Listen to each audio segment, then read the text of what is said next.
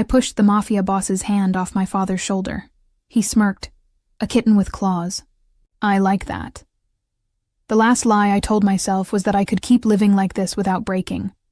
My hands smell like bleach and burnt espresso beans, a combination that has become the signature scent of survival. 25 years on this earth, and I have learned that exhaustion is a country with no borders, that you can cross into it without noticing, until you're so deep the way back looks like fiction. The coffee shop opens at 5 in the morning, and I am there at 4:30, unlocking the door with keys that have worn a groove into my palm. I pull shots, steam milk, smile at customers who don't see me because service workers are wallpaper in a city that only notices what glitters. By 2 in the afternoon, I am out, grabbing 3 hours of sleep in my childhood bedroom that still has posters from high school, then pulling on the gray uniform that says I clean hotel rooms for people who tip in loose change and judgment.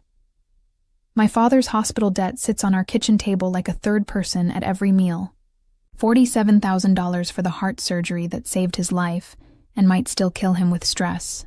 The bills come with the regularity of seasons, each one a fresh reminder that survival has a price, and payment plans have interest rates that laugh at people like us. The bodega has been in our family for 32 years.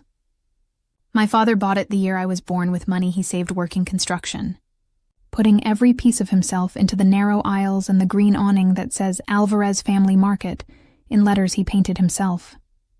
It smells like cilantro and floor wax and the kind of hope that doesn't announce itself, just keeps showing up every morning to unlock the door. I find the stranger there on a Tuesday that feels like any other Tuesday until it isn't.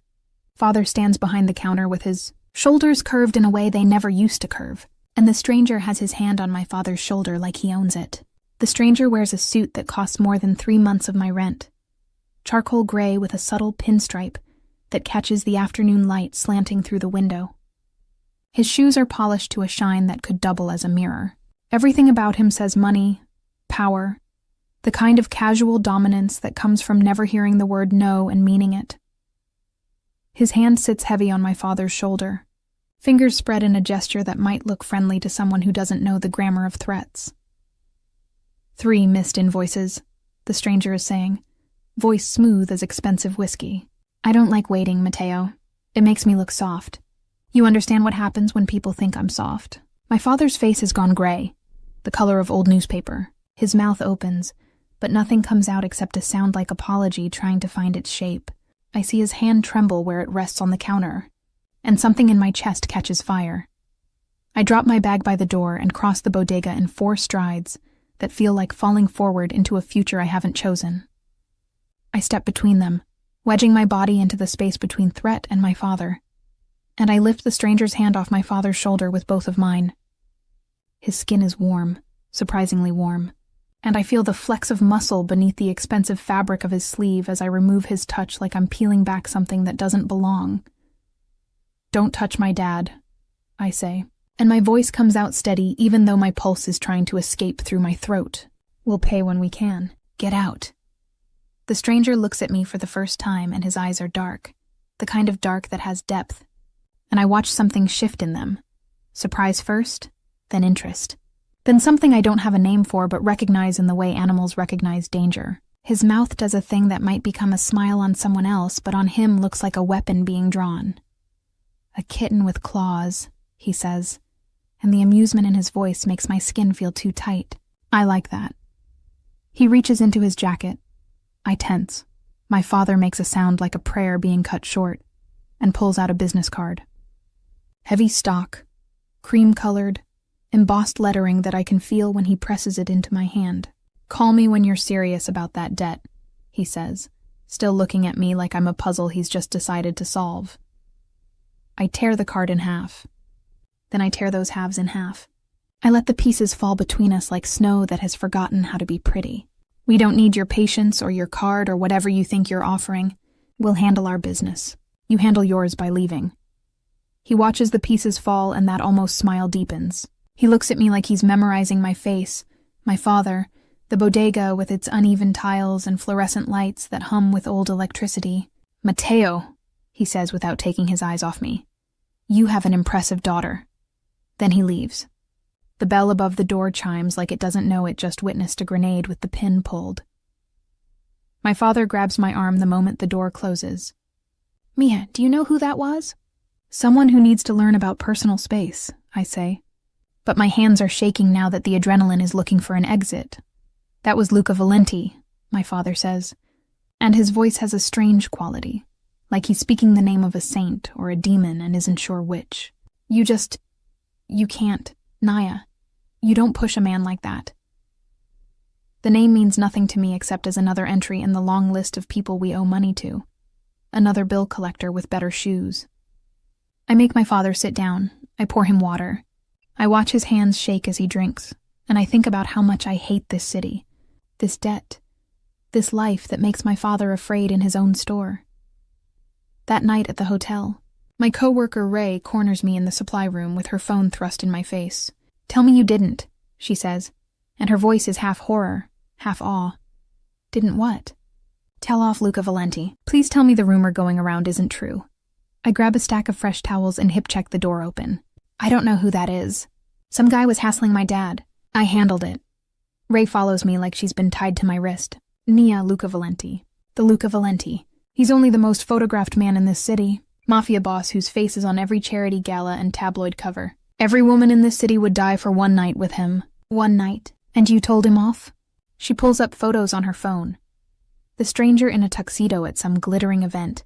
The stranger shaking hands with the mayor. The stranger getting out of a car that costs more than my father's surgery.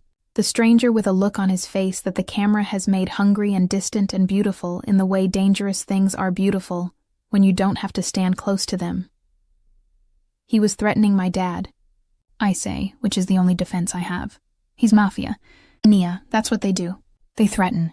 And you don't push back. You definitely don't tear up their business. Card while they watch," I finish, loading the housekeeping cart and start down the hallway to the rooms that need my hands to erase the evidence of other people's lives. "Then I guess I did it wrong," I say. And Ray doesn't follow me this time, which is how I know I've done something that can't be undone. By morning, there are flowers. They arrive at the coffee shop in an arrangement so large it has to be carried by 2 delivery people. Roses the color of cream and blush. Peonies heavy enough to bow their stems. Something green and architectural that I don't have a name for. The card says, "For the kitten." The other baristas cluster around them like the flowers have performed a miracle. "Who's Elle?" someone asks, and I say, "Nobody." And I call the delivery company and have them donated to the hospital where my father had his surgery. If Luca Valenti thinks he can buy his way into my good graces with flowers that cost more than my weekly paycheck, he's about to learn what it means to be wrong. The next day, a fruit basket arrives at the bodega. Not a regular fruit basket. This one has mangoes that look hand-selected by someone who understands ripeness, grapes the size of small plums, a pineapple that smells like summer has been bottled. My father opens the card and his face does something complicated. "It's from Valenti," he says. I pack the entire basket back into its decorative wrapping and I walk 4 blocks to the address, listed on the return label. It's a warehouse in Red Hook, gray and industrial with an entrance that doesn't look like an entrance until you notice the camera above the door and the 2 men in dark jackets who materialize the moment I approach. "I'm returning this," I say, holding up the basket. "Tell your boss we don't take charity." One of the men speaks into his wrist. The door opens. A woman with a severe bun and a tablet appears and looks at me like I'm a problem she's been warned about. "Mr. Valenti doesn't accept returns," she says. "Then maybe Mr. Valenti should stop sending things to people who don't want them," I say. And I set the basket down on the concrete and walk away before anyone can argue. 3 days pass in a silence that feels like held breath. Then he shows up at the coffee shop during the morning rush. He orders an espresso, pays with a $100 bill, tells me to keep the change. $500 in change for a $3 drink. I watch him take his espresso to a corner table where he sits with a newspaper he doesn't read, his attention a weight I can feel from across the room. At the end of my shift, I count out $497. I put it in an envelope, and I chase him down the street as he walks to his car. "I'm not for sale," I say, throwing the cash at him. The bills scatter in the wind and he catches some mid-air. the rest tumbling along the sidewalk like the world's saddest parade. He looks at the money in his hands, and then at me. And his smile is the kind that makes you understand why people write warnings about wolves. "I know," he says. "That's why I want you. You don't know anything about me. I know you work 2 jobs. I know you haven't slept more than 4 hours a night in months. I know your hands are chapped from bleach and your feet hurt from standing and you still showed up to yell at a man who could make you disappear. I know you love your father enough to destroy yourself for him. I know you're the first person in 2 years to tell me no and mean it." He steps closer, and the air between us feels like it has texture. I know I can't stop thinking about you. My heart is a fist that doesn't know whether to open or close.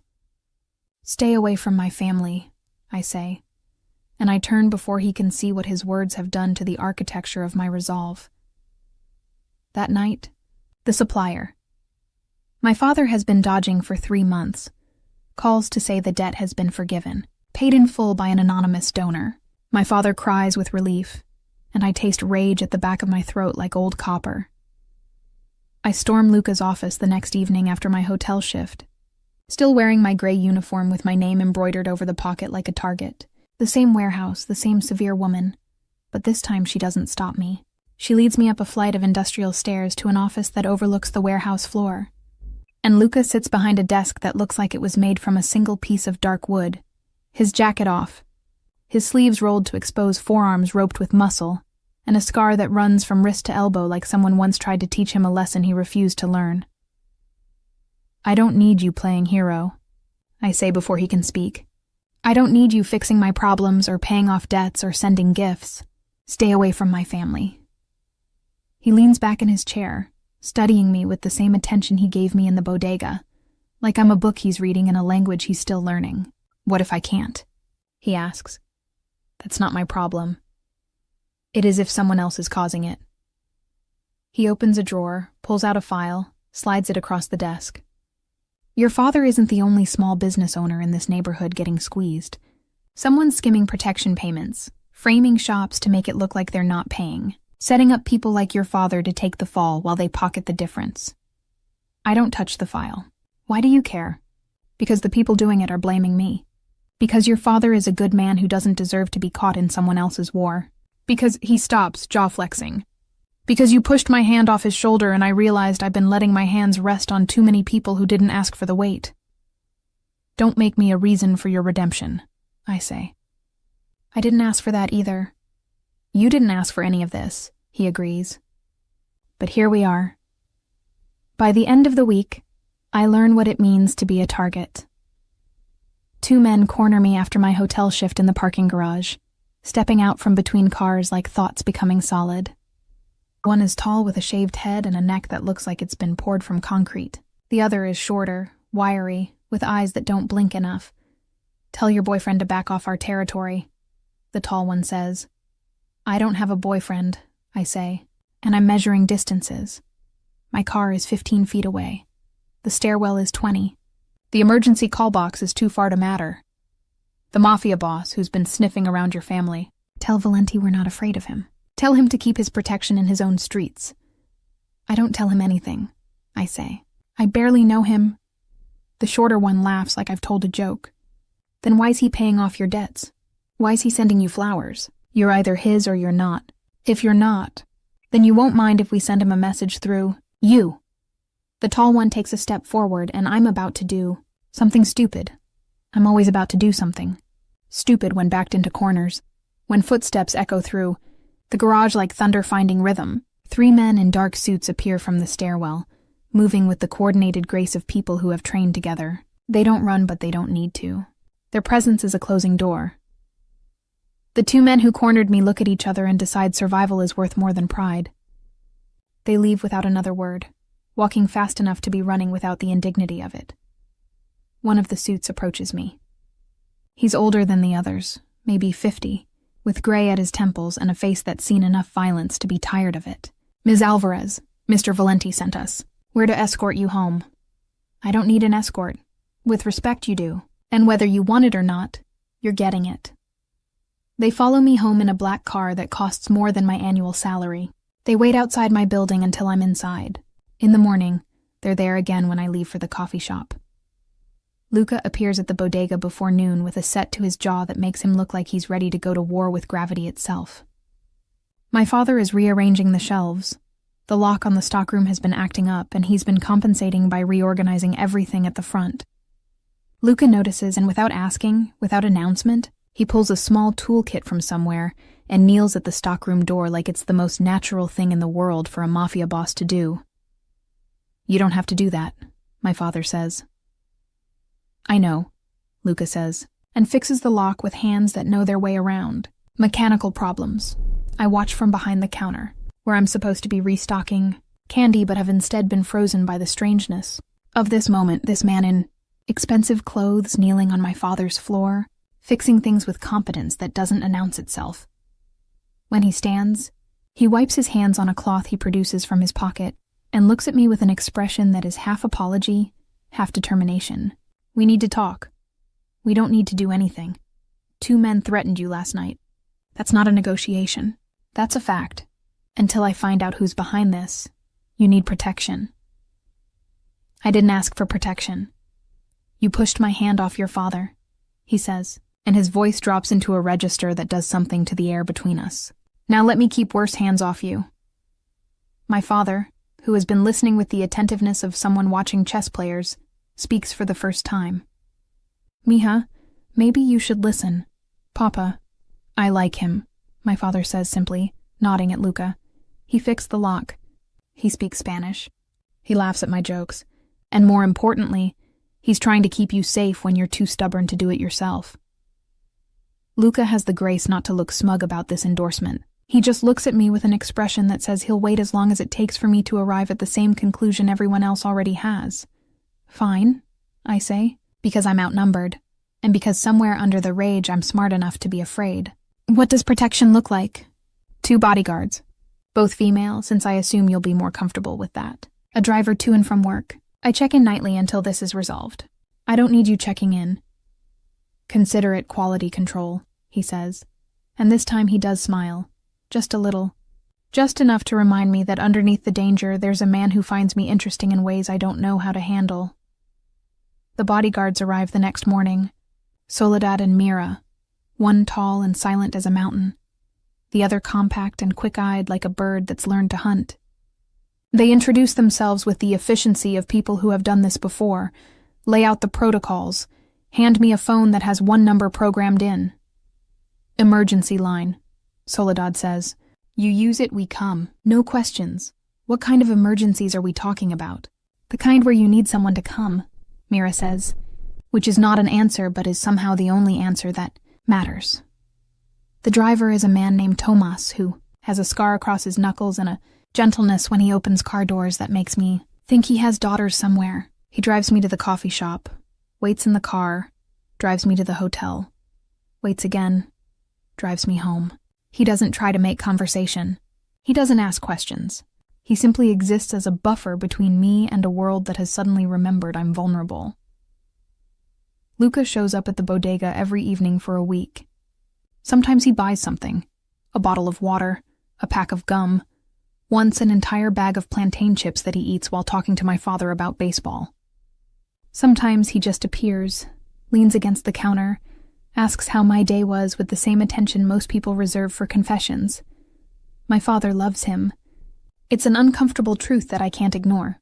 My father, who has been suspicious of every man I've ever brought home, who interrogated my high school boyfriend about his intentions and his GPA, who has made it clear that no one is good enough for his daughter, lights up when Luca walks through the door. They talk in Spanish, rapid fire and comfortable, about things I don't always catch. My father tells stories about when I was little, embarrassing ones involving lost teeth and science fair disasters. Luca listens like these stories are treasures being handed to him. You're bribing him with attention. I accuse one night after Luca has left and my father is still smiling. "He's a good man," my father says. "He's Mafia." "Papa, he's trying," my father corrects. That counts for something. I don't know how to argue with that, so I don't. The charity gala invitation arrives on thick cardstock that smells faintly of expensive cologne.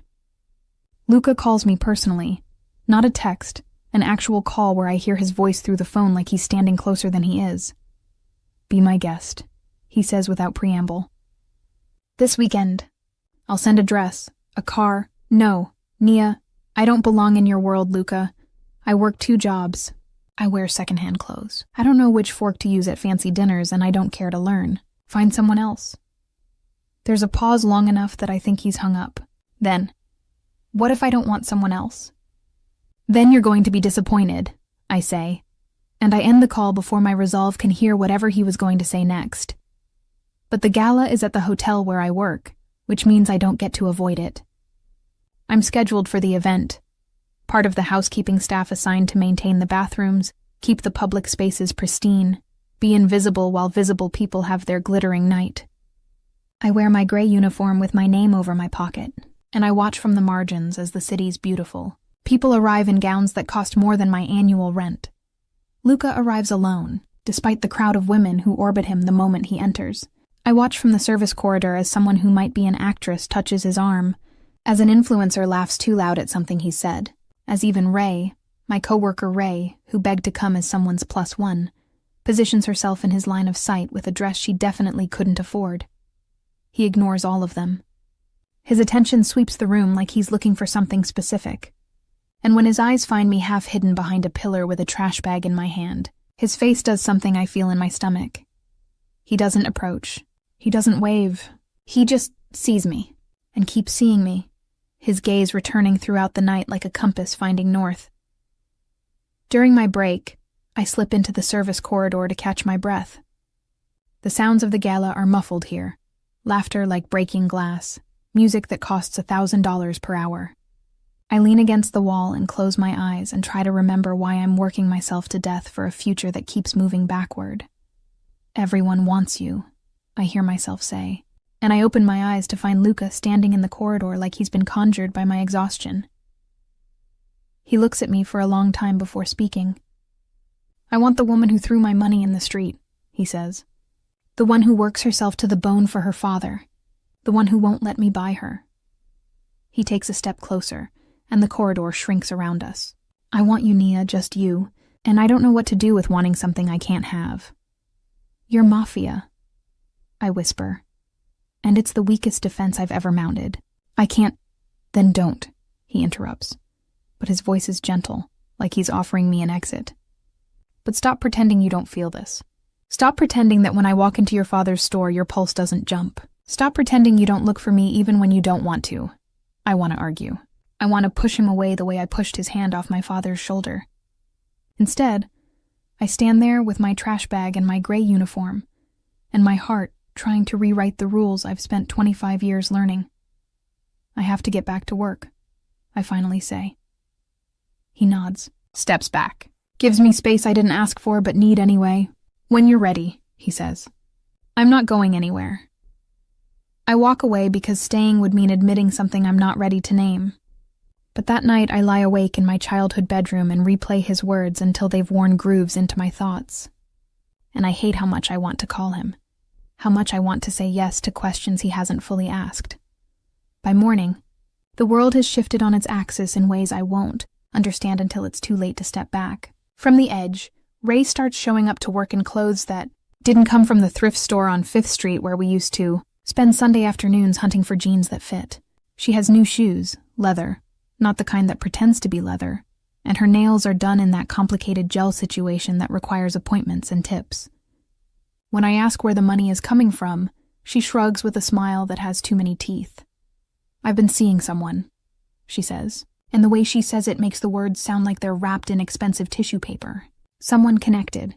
He takes care of things. Connected how? I ask. Because in this city that word has geography and Ray knows it. Connected, she says, lowering her voice like we're sharing a secret. Like you're Luca Valenti connected. Turns out there's a whole world of men like that, and some of them notice girls like us if we're in the right place at the right time. Something cold moves through my chest. Luca isn't my anything. Sure, Ray says, and her smile doesn't reach her eyes. That's why he has bodyguards following you around and shows up at your dad's store like he's shopping for family approval. But okay, whatever you need to tell yourself. She walks away before I can respond, leaving me with the strange sensation that I've just been warned about something I can't name.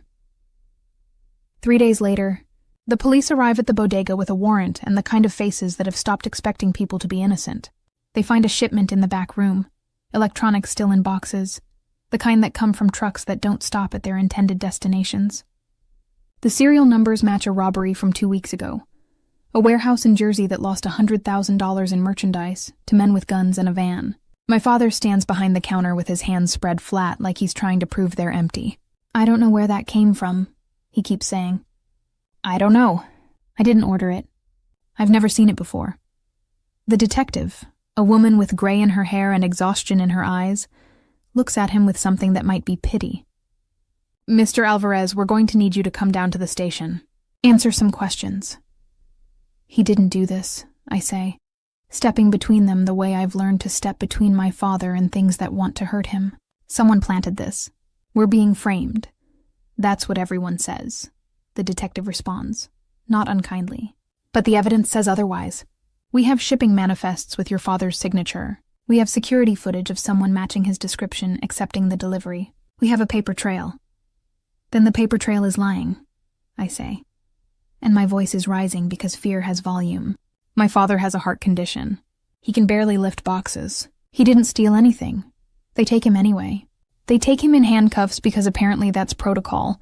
And I watch my father, who has never broken a law in his life, except maybe jaywalking when the light was taking too long, get put into the back of a police car while neighbors watch from doorways with their phones recording everything for social media's appetite. I call Luca from the back of Tomas's car. My hands shaking so hard I nearly drop the phone twice. He answers on the first ring like he's been waiting for a call he knew would come. "They arrested my father," I say, and my voice breaks on the word father. "Planted evidence. Stolen goods. They're saying he's been fencing merchandise. Where are you?" he asks, and there's a quality to his voice that makes me think of doors being locked and weapons being loaded. "On my way to the precinct. Don't say anything to anyone. I'm sending my lawyer. I'll meet you there." He shows up before I've finished filling out paperwork, moving through the police station like he owns it or could if he wanted to. His lawyer is a woman in a suit that costs more than my car, with a face that suggests she's made careers out of problems like this. They disappear into a room with my father, and I sit in a plastic chair designed to make people uncomfortable, and I count the tiles on the ceiling until the numbers stop meaning anything. When they emerge, my father looks smaller somehow, like being accused has taken inches off his frame. The lawyer is talking to the detective, words I can't hear but can read in body language. Disagreement, resistance. The push and pull of people who understand the law has edges you can file into weapons. Luca sits beside me without asking permission. He's being released on bail. My lawyer is handling it. The evidence is circumstantial at best, fabricated at worst. We're going to prove it. How? I ask. Because hope feels dangerous and I've learned not to trust it. By finding who really wants this to happen and making them regret it, he says. And there's something in his voice that makes me remember he's a man. People are afraid of for reasons that have nothing to do with how he looks in a suit. By the time we get my father home, it's past midnight and he looks like he's aged a decade in one day. He sits at the kitchen table in our apartment above the bodega and puts his head in his hands. "I didn't do this, Mia," he says into his palms. "I swear on your mother's memory, I didn't do this." "I know, Papa," I say, and I make him tea he won't drink, and I sit beside him while he tries not to cry. Luca stands in the doorway like he's guarding it, his phone to his ear, speaking in rapid Italian to people whose names I don't know. When he hangs up, he looks at me with an expression that's half determination, half something darker. "This is about you," he says. "Someone is coming after your father to get to me through you. They're escalating. Who? Rival family. Same ones whose men cornered you in the parking garage. They want territory I won't give them. They want a war I won't start. So they're forcing my hand by hurting the people I—" He stops. Recalibrates. "The people I care about." "Then tell them to stop," I say. "Because I'm exhausted and fear is making me stupid. It doesn't work like that. Once you start a play, you have to finish it. And their play involves destroying your father to prove they can. So what do?" He looks at my father, then at me, and I watch him make a decision that I can see costs him something. You move into my compound. Both of you. Safe house with full security. Medical care for your father. 24/7 surveillance. It's the only way I can protect you while I investigate who planted the evidence. I'm not living with you, I say automatically, because some refusals are muscle memory. Then your father goes to jail for crimes he didn't commit, Luca says, and his voice is flat with the kind of certainty that comes from understanding how systems break people. The evidence is too clean. Someone spent money making sure it would stick. My lawyer can delay, but she can't dismiss. Not without proof of forgery. And proof takes time we don't have if you're both exposed. My father lifts his head. Mija, maybe you should listen. Papa, I can't just... I'm tired, my father says, and his voice has the weight of someone who has carried too much for too long. I'm tired and I'm scared and I don't want to go to jail for something I didn't do. If he can keep us safe, let him. I look at Luca, and something in his face tells me he hates this. Hates having to leverage safety like a bargaining chip. Hates that my choices have been narrowed to bad and worse. But he doesn't take it back. He just waits for me to arrive at the conclusion he's already reached. Fine, I say. How long? Until I find who's behind this and make them fix it, he says, which is not an answer with a timeline. We pack by dawn. My father takes his medications, his photo albums, the blanket my mother made before she died. I take my work uniforms, my books, a small box of things that matter only to me. Everything else can wait or rot or disappear. None of it matters if we're not safe enough to come back for it. The compound is in Westchester, far enough from the city that trees outnumber buildings, and the air smells different, cleaner, or maybe just emptier. The estate sits behind gates that open without sound, guarded by men whose eyes sweep constantly, looking for threats in the landscape. The main house is stone and old money, the kind of place that appears in magazines about architecture and legacy. There's a guest house set back from the main building, smaller but still larger than our apartment, with a garden view and a ramp that suggests Luca had it built or modified for accessibility. Your father stays here, Luca says, gesturing to the guest house. Full medical setup. Nurse on call, anything he needs. And me? I ask, though I already know the answer from the way he's standing, angled toward the main house like a compass pointing north. You stay with me, he says. Guest suite. Your own space, but I need you where I can see you. That sounds controlling, I know, he interrupts. But the people trying to hurt your father will escalate to hurting you. And I can't... His jaw works. I won't let that happen. So yes, controlling, but alive. My father is already being led away by a kind-faced woman in scrubs who introduces herself as Elena and promises to make him comfortable. He looks back at me once, his face doing something between apologetic and relieved, and then he's gone into the guest house, and I'm left standing in front of the main house with Luca and a decision I've already made. This doesn't change anything, I say. When this is over, I'm gone. He nods like he expected this, like he's made peace with temporary. I understand. The guest suite is on the second floor, with windows that overlook the gardens, and a bathroom with a tub deep enough to drown in. The bed is larger than any bed I've ever slept in, dressed in linens that probably cost more than my monthly rent. There's a desk, a chair, a bookshelf with actual books that someone has read based on the broken spines. It's nicer than anywhere I've ever lived, and I hate how much I want to stay. Living under the same roof as Luca Valenti is an education in contradictions. In the morning, I wake to the smell of coffee that turns out to be him in the kitchen, making café con leche with the exact ratio of milk to espresso that I prefer. He's dressed in dark slacks and a white shirt with the sleeves rolled, his hair still damp from the shower, and he moves through the kitchen with the ease of someone who understands that competence in small things translates to trust in larger ones. You didn't have to do this, I say, accepting the cup because refusing would be absurd and the coffee smells perfect. I know, he says. I wanted to. We drink in silence that isn't entirely uncomfortable, and then he's gone. Meetings, phone calls, the business of being who he is, and I'm left with a day that stretches empty in front of me. I visit my father, who looks better already, settled in a chair with Elena checking his blood pressure and telling him stories about her grandchildren. I walk the gardens because I don't know what else to do with my body. I find myself in what must be Luca's study. Dark wood, leather chairs, a desk with papers spread across it like evidence of a mind that works in organized chaos. I shouldn't look.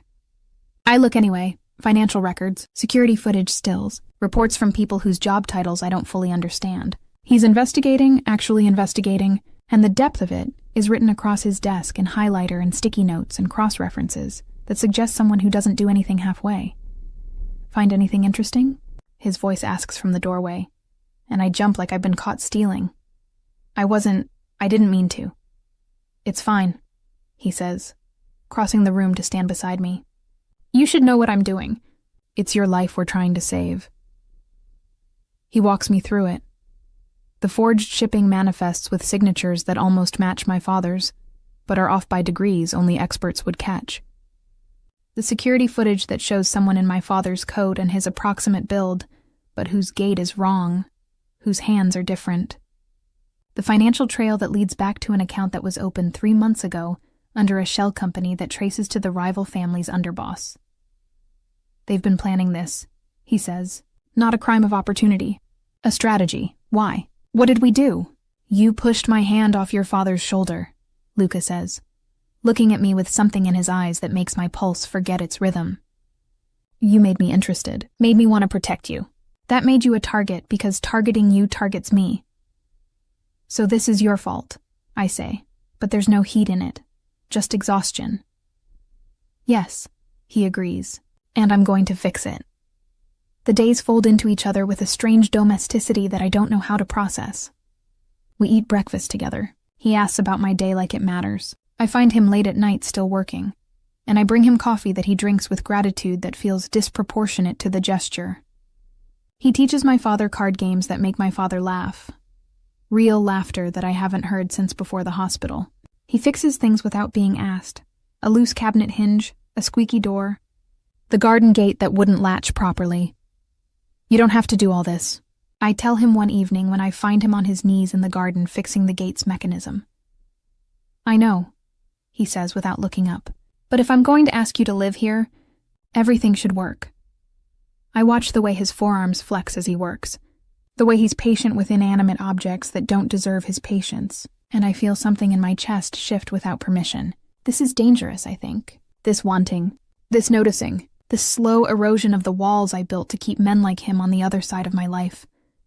You're staring, he says, and now he does look up, a small smile playing at his mouth.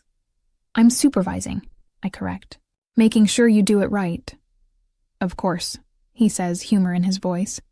Wouldn't want to disappoint the supervisor. That night I lie awake in the guest suite and replay the conversation, the smile, the way his hands moved over the metal with confidence that suggested he could fix anything if given enough time. I think about the way he is with my father. Gentle, respectful, making space for a man whose dignity has been threatened by circumstances outside his control. I think about how he makes coffee without being asked and how he looks at me like I'm someone worth looking at even when I'm wearing 3-day-old clothes and haven't brushed my hair. This doesn't change anything, I tell myself. When this is over, I'm gone, but the lie is getting harder to believe. Ray calls me on a Tuesday with an apology in her voice that sounds rehearsed. I miss you, she says. Can we meet? Coffee? I shouldn't. Every instinct that has kept me alive says I shouldn't. But she's been my friend since high school, since before the world got complicated. And maybe I'm still naive enough to think friendship survives things like money and jealousy and men who complicate everything they touch. Okay, I say. But not coffee, come here. To the estate, there's a pause. Luca's place? Yes. That's... Okay, sure. Text me the address. She arrives in a car that's too nice, wearing clothes that are too expensive, and when she hugs me, it feels like hugging a stranger wearing my friend's perfume. We sit in the garden and she talks about her new boyfriend, about the places he takes her, about the life she's building with money she didn't have to earn by destroying her hands and her sleep schedule. You could have this too, she says, gesturing at the estate like it's proof of concept. Luca wants you. Everyone can see it. Why are you fighting it? Because it's not real, I say. It's protection. It's debt. It's obligation. It's not love, she supplies. And something in her smile has an edge. You're so busy being noble you can't see what's right in front of you. He's in love with you, Naya, and you're too stubborn to let yourself love him back. The words hit differently than I expect. Not because they're wrong, but because they might be right. And I don't know what to do with right when it comes wrapped in danger and a life I never wanted. It's complicated, I finally say. It's always complicated, Ray says. That's not an excuse. She leaves an hour later and I watch her car disappear down the driveway, with a strange feeling in my stomach. Like I've just been warned and didn't understand the language. By the end of the week, the other shoe drops with the weight of something that's been falling for a while. The police come back, but this time they come for me.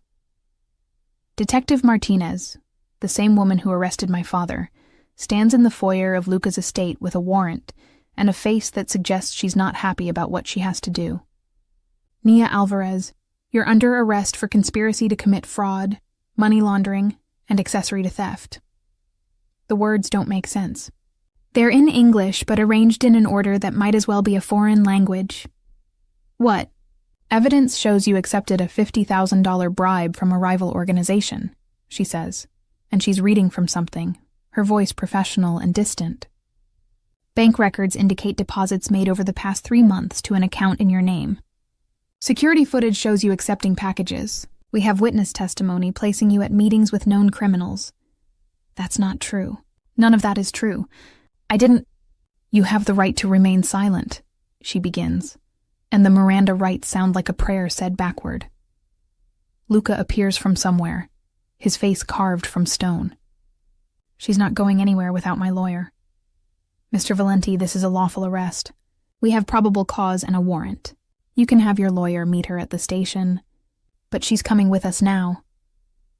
They put handcuffs on my wrists, cold metal that clicks shut with finality, and they walk me out to a car while Luca makes phone calls with a voice that could cut glass. My father appears on the steps of the guest house, Elena holding his arm, his face gray with fresh panic. My daughter didn't do this, he shouts. She's not capable of this. But capability doesn't matter when the evidence says otherwise. At the station, they show me bank statements with my name, my social security number, deposits that add up to $50,000 spread over 12 weeks. They show me security footage, grainy but clear enough, of someone who looks like me accepting a package from a man I've never seen before. They show me a witness statement from Ray, signed and notarized, saying I bragged about playing both sides, and getting paid to set up my own father for a cut of the insurance payout. That's not me, I say, but my voice sounds weak even to my own ears. That footage, it's not me. Look closer. The height is wrong. Ms. Alvarez, the evidence is substantial. A jury will find it compelling. If you cooperate, the DA might be willing to negotiate. I have nothing to negotiate, I say, and my voice breaks. I didn't do this. I would never. My father, I love my father. I work 2 jobs to pay his medical bills. Why would I frame him? Money, Martinez says simply. According to our investigation, you were approached by the Andretti family 3 months ago. They offered to pay your father's hospital debt if you helped them frame him for fencing stolen goods, then split the insurance payout when the bodega went under. $50,000 up front, another $100,000 on completion. No. Someone is lying. Someone made this up. Multiple someones? She asks. Bank records don't lie, Ms. Alvarez. Forensic accountants have verified the deposits. Security footage doesn't lie. Digital analysts have confirmed it hasn't been tampered with. Your best friend doesn't lie under oath. She corroborated everything. My best friend, Ray, who suddenly had money, who asked me to meet her, who looked at me in the garden with a smile that had edges. She set me up, I whisper. She's lying. They paid her to lie. That's a serious accusation. So is framing someone for crimes they didn't commit, I say, and anger is burning through the fear now. I didn't do this. I don't have $50,000. I don't know anyone in the Andretti family. I've never taken a bribe in my life. Someone made this evidence. Someone is lying, and I swear on my mother's grave I'm going to prove it. They put me in a holding cell anyway. Concrete and bars and the smell of industrial cleaner trying to mask despair. I sit on a bench that's bolted to the wall, and I put my head in my hands and I try not to cry because crying feels like admitting defeat. My father hospitalized again. That's what Elena tells me when she brings clean clothes my father insisted I have. Heart attack. Minor, thank God, but still. brought on by stress when he watched police take me away in handcuffs. He's asking for you, Elena says through the bars. Keeps saying it's his fault, that if he'd never borrowed money, none of this would have happened. Tell him...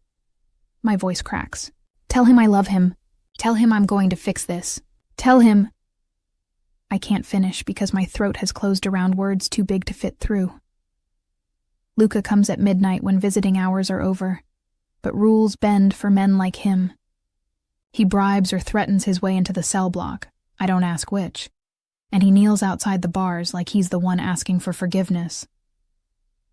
I didn't do this, I say before he can speak. I swear on my father's life, on his actual life, on his heart that's failing because of this. I didn't do this. I know the evidence looks... I know it looks like I'm guilty, but I'm not. I'm not, Luca. Please believe me. He reaches through the bars and takes my hands. His skin is warm and solid and real, and I hold on to him like he's the only thing keeping me tethered to a version of reality where I'm not a criminal. I know, he says, and his voice is rough with something I can't name.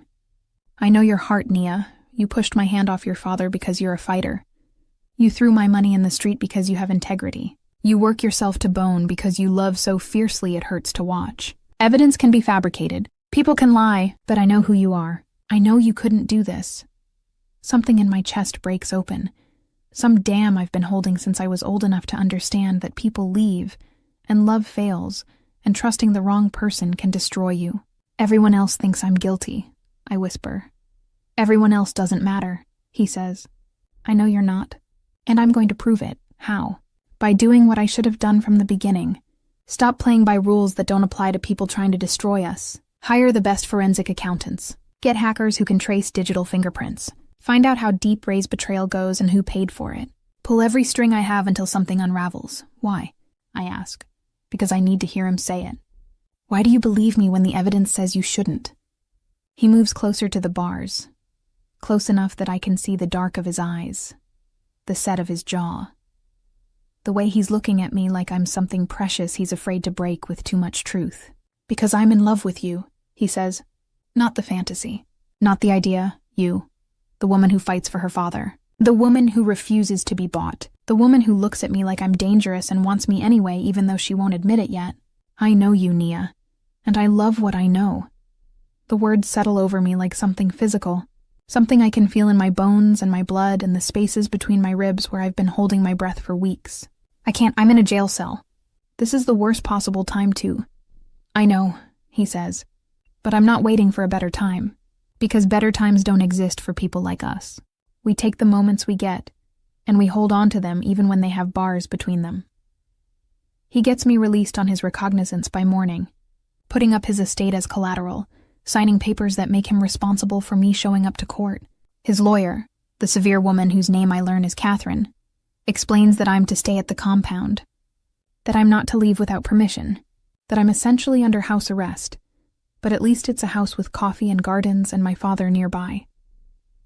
We're going to fight this, Catherine says, and we're going to win. But it's going to take time. Time is what we spend.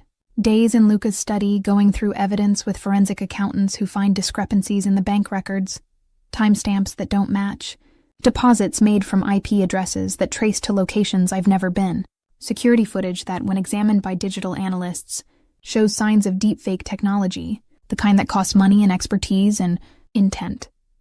And then there's Ray. Luca's people find the wire. The transfers, $100,000 paid to her over the course of 2 months, from a shell company owned by the Andretti family's underboss. They find her real phone records, the ones she thought were hidden, showing calls to numbers belonging to known criminals. They find a real bank account, the offshore one, where she's been moving money she planned to disappear with. She sold us out, I say, looking at the evidence spread across Luca's desk. My best friend sold me out for money. She sold you out because I wanted you, Luca corrects quietly. The Andrettis promised her money, yes, but they also promised her an introduction to me if she helped them destroy you. She wanted what you had, what she thought you had. She was jealous, I say, and it's not a question. Jealousy can make people cruel, he says, especially when combined with greed. That night, I find him in the kitchen at 2 a.m, making coffee neither of us needs but both of us want. We've been investigating together for days now, sitting side by side going through documents until the words blur, comparing notes in a shorthand we've developed without meaning to. We've become a team through necessity, but somewhere along the way it became something else. Partnership, maybe, or the beginning of something that doesn't have a name yet. He pours 2 cups, and we stand at the counter in the dark kitchen lit only by the stove light, and the silence between us feels full of words we haven't said. "I'm falling in love with you," he says into that silence, setting down his cup like he needs his hands free for this confession. Not the fantasy. The reality, your stubbornness, your fire. How you love your father with everything you have. How you threw money in my face, and I knew I'd never meet anyone like you again. You made me want to be better. Not for show. For real. Because you deserve better. I set down my own cup because my hands are shaking. "You're Mafia, Luca. Dangerous. This world you live in." "Then tell me you don't feel this," he interrupts. And he takes a step closer. Close enough that I can feel the heat coming off his body. Close enough that the air between us has texture. "Look me in the eye and tell me you don't lie awake thinking about me. Tell me you don't watch me when you think I'm not looking. Tell me you don't want this as much as I do." I can't. I can't tell him that because it would be a lie. And I've never been good at lying, especially not to myself. "I can't lie," I whisper. "I love you. I'm terrified, but I love you." He moves like something in him has been released, closing the distance between us with one step, and then his mouth is on mine. The kiss isn't gentle. It's weeks of restraint breaking.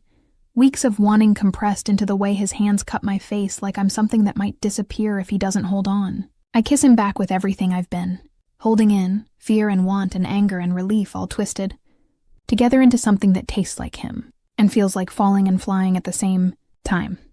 When we break apart, we're both breathing like we've run somewhere far. His forehead rests against mine, and his hands are still on my face, thumbs tracing my cheekbones like he's memorizing the geography of me. "I want you," he says, voice rough, "but not like this. Not when you're scared and the world is falling apart. When this is over. When you choose me, because you want to, not because I'm the only safe place you have." "What if I'm choosing you now?" I ask. "What if I want this even though everything is broken? Especially because everything is broken?" His eyes search mine in the dim light. "Are you sure?" And standing there in his kitchen at 2 a.m. with my world on fire and my father in a guest house recovering from a heart attack and my best friend having betrayed me for money and a chance with the man whose hands are on my face. I'm sure, I say. "I choose this. I choose you." He takes my hand and leads me upstairs to his bedroom, and every step feels like a choice I'm making with my whole body. His room is simpler than I expected. Dark walls, a bed with white sheets, windows that overlook the garden where moonlight makes the trees look like they're holding their breath. He closes the door behind us and the sound is soft, final, a punctuation mark on everything that came before. "Are you sure?" he asks again, and his hands are on my face, tilting my head so he can see my eyes. "We can wait. You've been through so much. The arrest, your father, the stress. I don't want you to do this because you think you owe me or because—" I kiss him to stop the words. "I'm sure," I say against his mouth. "I choose this. I choose you. Not because I owe you, because I want you. Because when everything was falling apart, you believed me. Because you looked at evidence that said I was guilty, and you chose to see who I really am." Something in his face shifts, tension releasing into something softer and more dangerous. He kisses me slowly this time, with intention, his hand sliding from my face to my neck to my shoulders. His fingers find the top button of my shirt, one of his shirts that I borrowed because I've been living here long enough that the line between his clothes and mine has blurred, and he pauses. "Tell me if you want to stop," he says. "Anytime. I mean it. I won't want to stop," I whisper. But the care in his voice does something to my chest, makes the wanting sharper and sweeter at the same time. He unbuttons slowly, each one a small ceremony, his eyes watching mine like he's reading a language written on my face. When my shirt falls open, he traces the line of my collarbone with fingers that are surprisingly gentle for hands that have held weapons. "You're beautiful," he says. "Been wanting to touch you since you pushed my hand off your father's shoulder. Since you threw my money in the street. since you looked at me like I was dangerous and stood your ground anyway. I pull his shirt up and over his head, mapping the terrain of him, the muscle earned through discipline, not vanity, the scars that tell stories he hasn't shared yet, the way his breath catches when my hands trace his ribs. Who hurt you? I ask, touching an old scar that runs along his side. People who don't matter anymore, he says. You're healing things they broke, making me believe I can be more than what I was. He lifts me, and instinct takes over, my hands finding his shoulders, my heart racing with a rhythm that feels both new and familiar. It's as if our souls already know this language, written somewhere between longing and trust. He guides me to the bed with a tenderness that feels almost sacred, his hand resting gently over my stomach as though anchoring me to this moment. I want to know all of you, he says, fingers tracing the calluses on my palms from years of coffee shop work and cleaning supplies. He kisses each one like they're medals I've earned. He finds a faded scar on my shoulder from when I was 12 and fell off my bike trying to impress a boy who never noticed. Tell me, he says, and I do, and he kisses that too, like he's collecting my history through touch. I help him with his jacket with hands that are steadier than I feel, helping him out of layers that have kept us apart. The connection building between us makes me bold. I reach for his hand and he makes a sound that's half prayer, half surrender, leaning closer like he's been waiting for permission to want this as much as I do. Naya, he says, my name a warning and a plea. I want all of you too, I say, and I mean it. The air shifts between us as we move closer, until there's nothing separating our hearts, and the world outside this room feels like fiction. He reaches into the nightstand for protection, handling it with quiet care that tells me he values me, then returns his full attention to me like I'm the only thing that matters. You're sure? He asks one more time, his eyes searching mine with an intensity that steals my breath. I'm yours, I whisper. Always yours. Show me what that means. He moves with careful intention, watching my face, asking silent questions I answer with gentle touches. It's been so long, and there's a moment where I think the intensity of emotion might be too much, but then my heart remembers how to trust this, how to let myself be vulnerable with someone who's earned it. When we're as emotionally connected as two people can be, his forehead drops to mine, his breath carrying the weight of restraint and devotion. He starts. But words fail him, so he kisses me instead, deep and thorough, until I'm responding, asking for more without language. We exist together in this moment, finding a rhythm that feels like conversation, like we're speaking in a language only our hearts understand. His hand finds mine, fingers lacing, holding me steady. You're mine, he says, voice rough with emotion. Tell me you're mine. I'm yours, I whisper. Because it's true. Because somewhere between the bodega and the police station and this moment, I became his in ways I didn't know were possible. Not letting you go.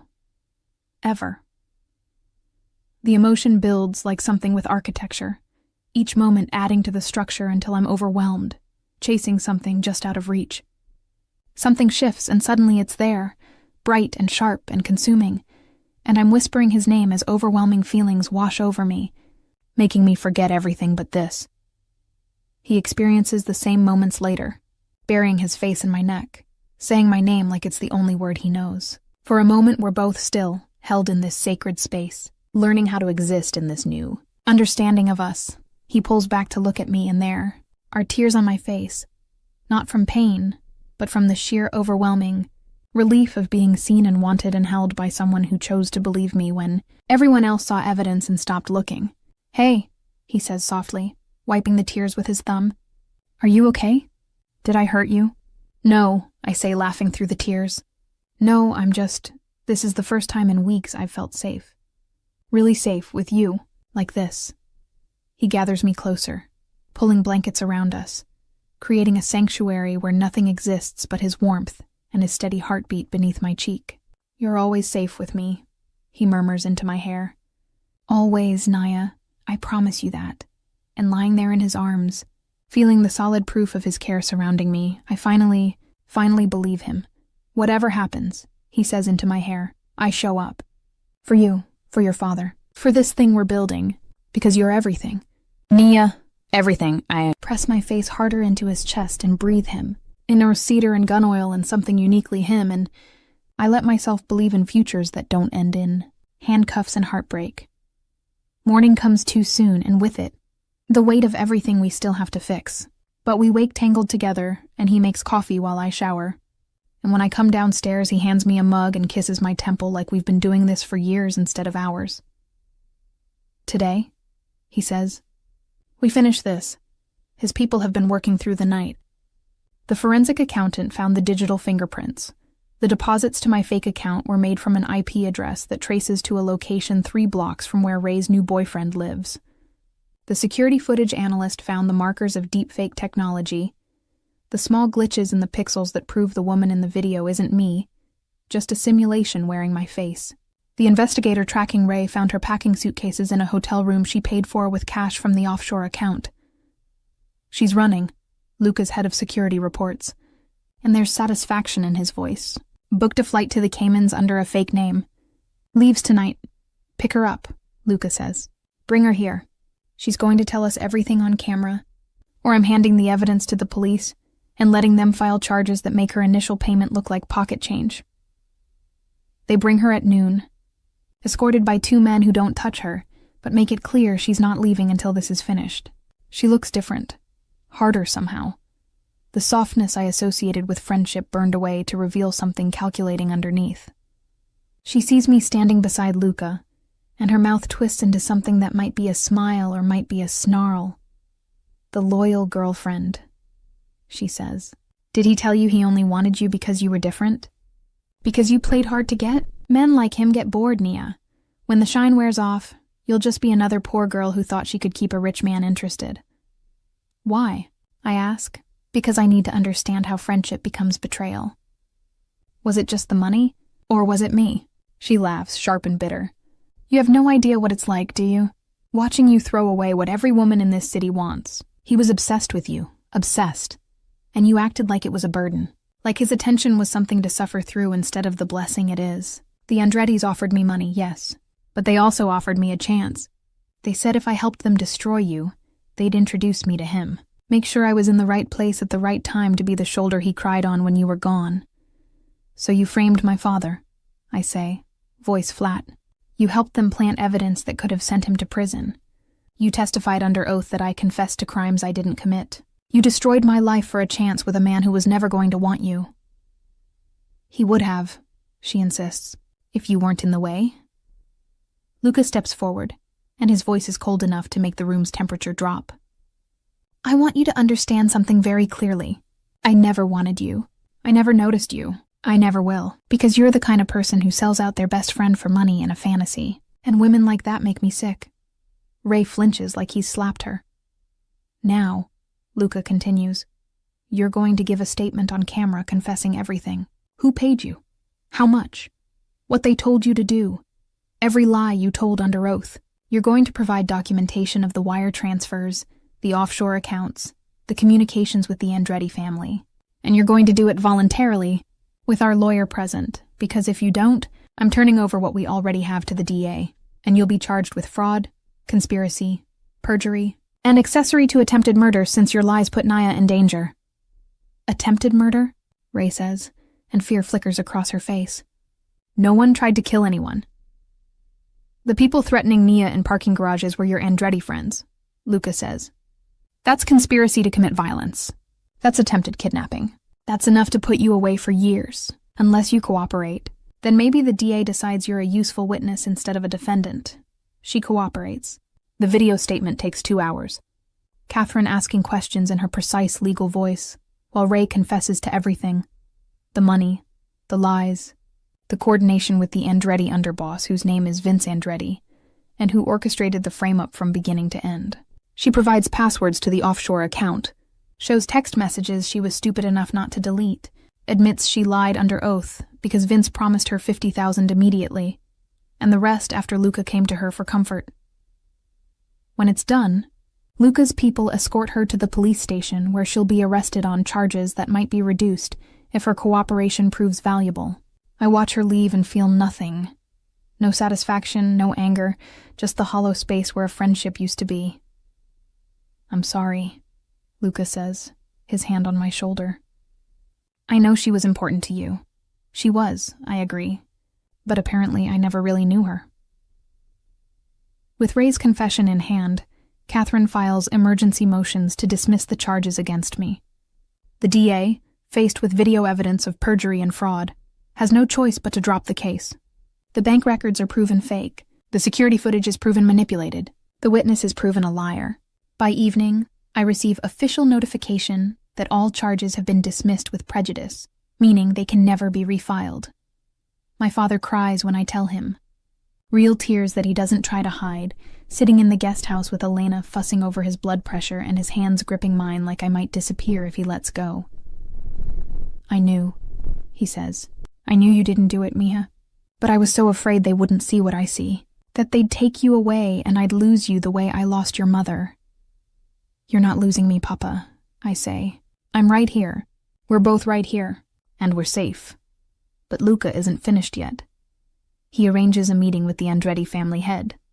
Not Vince, the underboss, but his father Anthony, who leads the family with an old-school sensibility about honor and lines that shouldn't be crossed. They meet in a warehouse that's neutral territory, Luca bringing his best people, Anthony bringing his, and me standing beside Luca because I've earned the right to see this through. Anthony Andretti is 70 with white hair and eyes that have seen too much to be shocked by anything. He listens while Catherine presents the evidence, Ray's confession, the wire transfers from Vince's accounts, the digital trail proving Vince orchestrated the frame-up. He listens to the recording of Vince laughing about how the girl will take the fall and Moretti will learn his place. When the evidence is finished, Anthony is quiet for a long time. Then he looks at his son, Vince, who stands beside him with a confidence that's starting to crack, and his face hardens into something terrible. You framed an innocent man, Anthony says to Vince. You suborned perjury. You conspired to threaten a woman under Moretti's protection, and you did it to cover your own theft.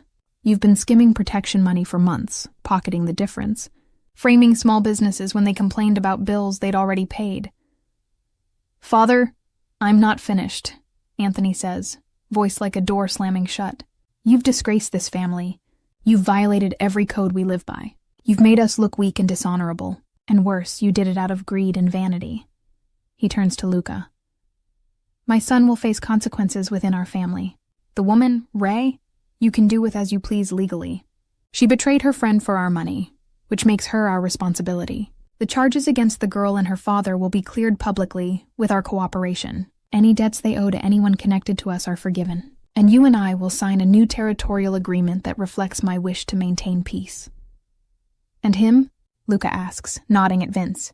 He's no longer your problem, Anthony says. And there's finality in his voice that suggests Vince's future doesn't include leadership or freedom or possibly a long life. Family handles its own. They shake hands, the old rituals of men who live in a world where handshakes mean more than contracts. And it's done. The war that was building dissolves before it can start. The frame-up is exposed.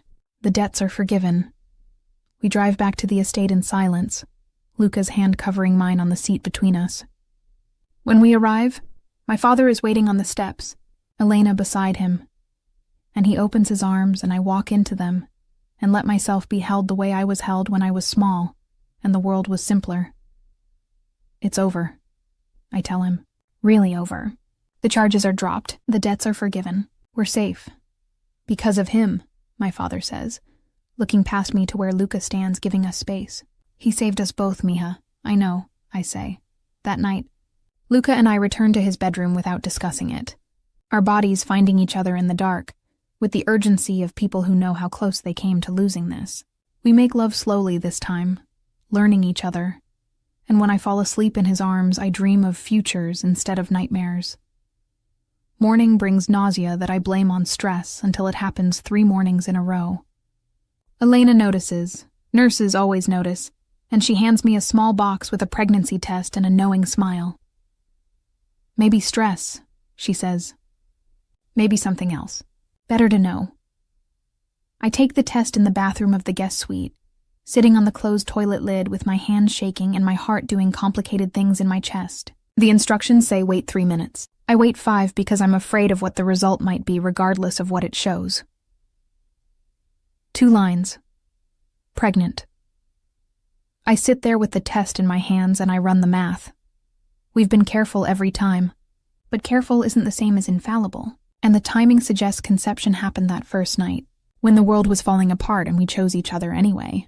I think about Luca, about the compound, about my father recovering in the guest house, about a life I didn't plan but might want anyway.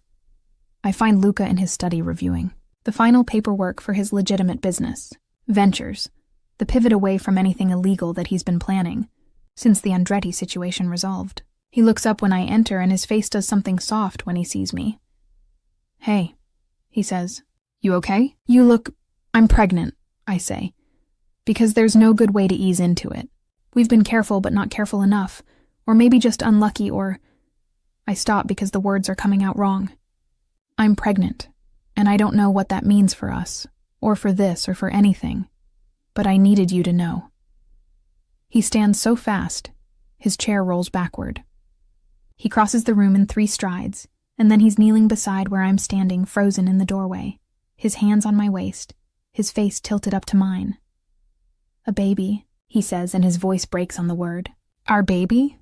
"Yes," I whisper. I'm terrified. Your world, the danger, everything that just happened. I don't know if I can bring a child into this. "Then we change the world," he says fiercely. "I'm done with the dirty side, Nia. I've been divesting for weeks, getting out of everything illegal, going fully legitimate. Real estate, security firms, businesses that won't put our family in danger. I was doing it for you. Now I'm doing it for all 3 of us." "It's not that simple," I say. "You can't just walk away from—" "I already have," he interrupts. "The Andretti situation was my last operation. Everything else is already transferred or dissolved. I'm out. For you. For our child. Because you made me want to be the kind of man who deserves this. Who deserves— you." He stands and pulls me into his arms and I let myself be held while my mind tries to catch up with a future that suddenly accelerated. "I'm scared," I admit into his chest. "Me too," he says. "But we'll figure it out together. Because that's what we do now. We're a team." I pull back to look at his face, searching for doubt or resentment or fear. I find only determination and something that looks like joy trying to teach itself how to exist. "You want this?" I ask. "Really?" "I want everything with you," he says. "The baby, the future, the boring domestic moments, and the hard ones. All of it, if you'll have me." "Are you proposing?" I ask, almost laughing through the tears that have started again. "Not yet," he says, smiling. "When I propose, it'll be better than this. You crying in my study because you're pregnant and terrified. I'll do it right, somewhere that matters, with words that are worthy of what you mean to me." "I'll hold you to that," I say. We tell my father that evening. The 3 of us sitting in the guest house living room with Elena hovering nearby, pretending not to eavesdrop. I place a small box on the table. It's wrapped in tissue paper and contains a tiny apron I had overnighted, embroidered with abuelo in script that looks like my mother's handwriting. My father opens it slowly, his hands trembling. He reads the embroidery once, twice, 3 times, his face doing something complicated. Then he looks at me with tears streaming down his cheeks. "My girls," he says, voice breaking. "Both of you. You're giving me everything I thought I'd lost when your mother died. A grandchild, a reason to keep fighting." He hugs me with a strength I didn't know he still had, and then he pulls Luca into the embrace too, and the 3 of us stand there in the guest house, holding on to each other like we're forming something new. Family made by choice instead of blood. The weeks that follow feel like learning a new language. Luca takes me to doctor's appointments and holds my hand through the ultrasound, where we see a small blur that will become our child. My father gets stronger, his heart stabilized by medication and relief, and the prospect of being a grandfather. The bodega stays closed while we decide what to do with it. Sell it, renovate it, turn it into something different that doesn't carry the weight of what happened there. Luca proposes on a Sunday morning in the garden, where I've spent months walking and thinking. He leads me to a bench under an oak tree, and he kneels the way he knelt in the police station when he told me he believed me, and he pulls out a ring that's simple and beautiful and exactly right. "I love you," he says. "Not because you saved me from becoming the worst version of myself. Not because you're carrying our child, but because you're you. Stubborn and fierce and brave enough to push my hand off your father's shoulder when everyone else would have looked away. Because you chose me when you had every reason not to. Because you threw my money in the street and made me earn your trust instead of buying it. Marry me. Build this life with me. Let me spend the rest of my days proving I'm worthy of what you've given me. Yes, I say, because there's no other answer I want to give. Yes. The wedding is small. My father, Elena, Soledad, and Mira. Tomas, who drove me to safety more times than I can count. Catherine, who saved my freedom. And a handful of Luca's people who have become my people through proximity and shared danger. We marry in the garden under the oak tree, and when Luca kisses me, he tastes like coffee, and promises and futures that don't require perfect pasts. 6 months later, our daughter arrives on a Tuesday morning with my father's eyes and Luca's stubborn chin. We name her Sophia after my mother, and when my father holds her for the first time, he cries the way he cried when the charges were dropped. Relief and joy mixing into something that looks like grace. We move into a renovated apartment above the bodega, which we've transformed into a community market that sells goods from local vendors at prices people can afford. Luca hired a manager and a full staff so I don't have to work myself to exhaustion anymore. And my father visits daily to tell stories and teach Sophia Spanish words she's too young to understand, but will carry in her bones anyway. On a Sunday afternoon when Sophia is sleeping, and my father is watching soccer with the volume too loud and Luca is making dinner in our small kitchen, I stand at the window overlooking the street where I grew up. I think about the woman I was a year ago, exhausted, angry, planning vengeance against a man I thought destroyed my life. I think about how wrong I was and how right everything turned out anyway, not because I was rescued, but because I let myself be seen. Luca comes up behind me, his arms circling my waist, his chin resting on my shoulder. "What are you thinking about?" he asks. "How I pushed your hand off my father's shoulder and you fell in love with me," I say. "I did," he agrees. "You showed me what I was capable of being if I tried. What we were both capable of if we chose each other."